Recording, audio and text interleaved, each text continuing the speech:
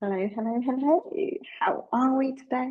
Thank you for joining me on YouTube today. I am Neha, an award-winning mindful and journaling coach, and today we are going to talk about kickstarting your 2025 vision through the power of journaling.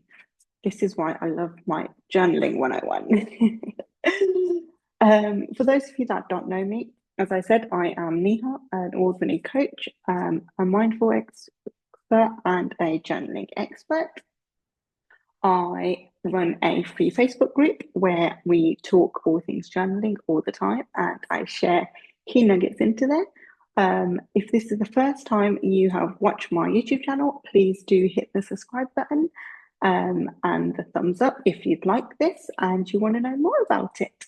So let's deep dive into kickstarting your 2025 vision. So it's quite simple, really. 2025 is literally around the corner, right? So I don't know about you guys, but every single year, me and my partner, we create vision boards. Two different ones, one for him and one for me. So he creates his, I create mine. And we've put in pictures of there of things that we want to buy, things we want to be, places we want to go, a personal goal. So that could be like something that's on your bucket list, for example, and also a health goal. And I personally, because I run a business, I have a financial goal. And we also then have a couple goal, so something we want to achieve together. And then we get pictures to represent it and we put it out there. It works quite well because we don't tell each other what we've put on there and then we look at it and we're like, oh, okay, we're still on the same page. But obviously you don't have to do that. But some people obviously do vision boards. Some people just write a list of things that they want to achieve and refer to it. So we're just going to go through a few of them today so we can kickstart your 2025. So obviously we all know there's a power behind writing goals down. If you write it down, the more you write it down, the more likely you're going to achieve it. That's what they say, right? There's been research out there that has shown that people who write down their goals are 42% more likely to achieve them. So that is almost 50%, right? Almost half the people who write down their goal are more likely to achieve them. So writing down your goals helps you clarify what your goals are, because sometimes you write it down and you're like, oh. And sometimes you write it down, you're like, yep, this is so me this year. But at the same time, because you've written it down, or in my case, you've put a poster on there. So when I say we create vision boards, we then print these out on canvas. So it's there. It sits in my office. It sits where he sits all the time as well. And then I have it on my phone background. I have it on my computer background, on my laptop background. So I am constantly seeing it. Sometimes I actually even share it on social media when I need that extra push to get towards it. But it builds up accountability. So whether you put pictures up or whether you write it down, it builds accountability. And I think sometimes it's that fear of, oh, I said I was going to do this and I haven't done it yet. That kind of pushes us towards it. Obviously, if your goal is to win the lottery, I think that's based on chance.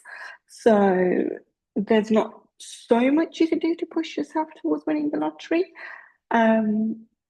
But things like losing a couple of stones or, getting X amount of clients, buying that dream house, those things you can push yourself to. Journaling, on the other hand, helps in the process where you come across an obstacle. Sometimes journaling can help you identify that obstacle and then consider ways to overcome it. Because you kind of, on paper, pen on paper, may actually go straight to your mind rather than when you're typing. So when you write it down, it actually helps kind of like break down the problem. It's a bit like talking to someone, but obviously you're talking to yourself, if that makes sense. Because, well, you're talking to your book when you're writing it, because you're thinking about what you're saying, or what you're writing, it kind of helps break down the obstacle and ways to overcome it. And at the same time, it helps you stay motivated because you're writing it down and it just keeps you excited. Obviously, if you get to a point where you're writing down what you've done to achieve your goals and you realize that actually the goal doesn't excite you, you might want to reconsider your goal, because it might just be that it's a bit too easy and maybe you need something a bit more challenging. Another thing to consider is when you're writing your goals out, like I said, you do one for your career, for your health, relationships, hobbies, travel, couple goals, things like that. There'll be some goals that are a personal growth, professional ambition, and then things that are kind of like your hobbies, and trying to kind of mold them to make sure they interlink, because as much as we want to, and as much as the world wants us to, it is hard to be 10 different people at the same time, right? So just make sure the goals are for the same people. So I am an omnivore or amnivore, however you pronounce it. So professionally, I'm very extroverted. Personally, I'm an introvert. So sometimes my goals are very yin and yang, like they're very different, because my professional goal is very out there, and my personal goal is I want to go into the middle of an island and be on my own for a month, something like that. So obviously, if you're like that, then yes, you may have very two different types of goals, like a professional goal and a personal goal may be very, very different. But usually they're similar. So you might say, for example, your personal goal is that you want to travel to a new country, and your professional goal might be that you want to have a balance between work and life, or travel and life, or travel and work. If, however, you want to work extra hours and you want to travel to new countries all the time, when you're getting that time? So obviously that sort of stuff. So when you're putting your goals out there, it gets very exciting and it gets very easy to get carried away. But just keep those things in mind, that you obviously, the roadmap that you create for your 2025 makes sense. You don't want to say you're going to eat every single cuisine in 1 year, or every single country's cuisine in 1 year, but at the same time you're going to lose, I don't know, 2 dress sizes. It's not. I mean, it might be possible. Usually, it's not. Having a visual representation of your goals and your dreams for your future, kind of that you can see every single day. So if you don't use a computer, no need to put it on a computer. You can print it out and leave it next to your bedside table. Hang it on the wall, that the first thing that you see. Hang it next to the mirror when you're brushing your teeth in the morning. But having that visual there just helps reinforce everything. So obviously, where journaling helps you tackle your obstacles, staying motivated, stay accountable, clarify your goals, having a visual board or vision board, something that's more visual for you. So it doesn't have to actually be a board. You can just put some pictures up of things that you want. There could be magazine cutouts. You don't have to use computers and all that sort of stuff. Having the vision board there for you just helps you kind of remember what it is, remember what you're aiming towards. So when you're having one of those blue days or one of those dull days like I sometimes do, you can just look at your vision board and be like, you know what, this is why I'm up at this time of the day doing this, or this is why I've sat through this meeting. It just reminds you and reinforces the go-getter inside you to be able to achieve these goals. You can also obviously journal towards your vision board to help you put your vision board together. So things like, what are the 3 things you're proud of that you've accomplished in 2024? Writing those down in a journal helps you then come up with what needs to be in your vision board for 2025. what's the one area you want to grow in 2025? You know, it doesn't have to be health, wealth, um, career development, travel, hobbies, and that sort of stuff. It can be what area you want to grow in. If there was anything that you could achieve, that one goal in 2025, what would it be and why? And obviously, you're writing this down in a journal. So it just helps you, it helps as a prompt. And then what does an ideal day or an ideal week in 2025 look like for you? And then another prompt is what resource or habit do you need to support your goals? Now, the reasons why you write this is because the three things you're proud of that you've accomplished in 2024, they help motivate you and give you that extra push that you can achieve things. And then when the areas that you want to grow in, now that's going to be where you're going to get that next step of your goal. So say, for example, you want to grow in your career. That's what the area you want to grow in. So when you write your next goals for 2025, you're going to think about the growth that you want to achieve in your career. If you could have one goal in 2025, what would it be and why? Now, this is where we all go crazy at first, but then when it comes to why, like, actually, can I think of why I want this? I just want it. So it makes us think of something else instead. Helps us kind of like narrow down what our goals and vision actually is for the next year. Ideal week or year, so that's the life that we're aiming towards. And then resources and habits that we need to support our goal. That then helps us work out what it is we need to do or what we need help in to then be able to achieve it. Now, obviously, feel free to take 5 or 10 minutes to jot these things down. Feel free to pause the video before we move on to the next thing. Obviously, what you want to do is on those questions that I've just gone through, and I will note them down below for you, is you want to be able to write them out to help create your vision board. Obviously, if you've done vision boards before, just go out there and go wild. But obviously, if you need a bit of help, then feel free to do that. If you do obviously need help to create a vision board and something that you've not done before, feel free to pause the video, go through those questions and create your vision board before we move on to the next thing. And now, taking action and staying motivated. Like I've already said, journaling is a great way to work out what your obstacles are and how to overcome them, and also to stay accountable. But at the same time, if you journal on a daily basis, it's a very small step towards being able to clarify what it is you need to do. So one of the journal prompts that I like to use a lot with my mentees is what small step can I take today towards my goal? Only a small step. So what small step can I do today to go towards my goal? And then that can be your morning, how you set your intention, because obviously that's the best time to set your intention for the day is in the morning. And then reflect in the evening.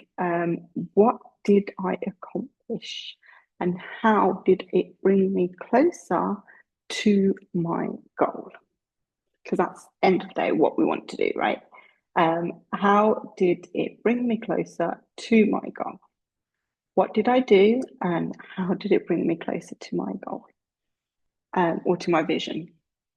Obviously, if you've got various visions on your board, those, like I said, health, wealth, hobbies, career, that sort of stuff, you could just pick one from each thing. So if you know it's a working day and you've got a big presentation at work, or you've got something that can help you progress because that's one of your visions, then what can you do today in that field? But obviously, if it's going to be something else, and something else is going to be more likely to happen. So, for example, today I could go to the gym and work out for an hour. That would help towards my health. You can put that in there. It doesn't always have to be one point for every single vision, if that makes sense. And then do a weekly check-in. So using journaling to assess your progress. Like I said earlier, it helps you overcome any hurdles, overcome any obstacles, actually identify these and the challenges, and then, rethink your goals if you have to. Because if you're still not as excited about the goal a few months down the line, and you can't think why, then maybe it's time to rethink your goal. Weekly checkings also encourages creating a win and lessons learned kind of atmosphere in your mind. So you can obviously celebrate the things that you have achieved, but at the same time, you can learn from the lessons that you've had.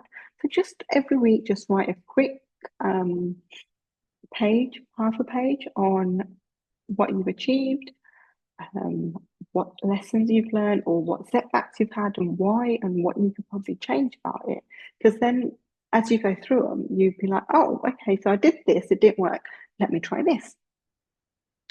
Obviously, and another brilliant way is to visualize your vision board, or so basically put it in front of you, just stare at it and visualize achieving these things, and then give gratitude for what you've already achieved or what you had achieved last year.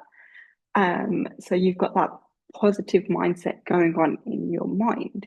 I will do a completely separate video on visualization and gratitude journaling. It's a bit too much to go into today. So they are ways for you to kickstart 2025 and just make 2025 absolutely bloody amazing. Because I think that's what it's going to be. I always love numbers like 30, 25, 20, 15, every 5. I don't know what it is, but I just kind of love that sort of stuff. I am in January starting my 8-week journaling transformation program. So we go through vision boards and things like that, but in a lot more detail, and we actually put it together in a workshop together. So if you are interested in that, I will put the link below. I do have a special offer going on at the minute. So if you're interested, then feel free to join. It is literally at a fraction of the price at the minute.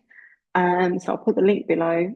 So you can do that. It includes a community that you can bounce off ideas from, access to me, so you could ask questions. We have coaching calls.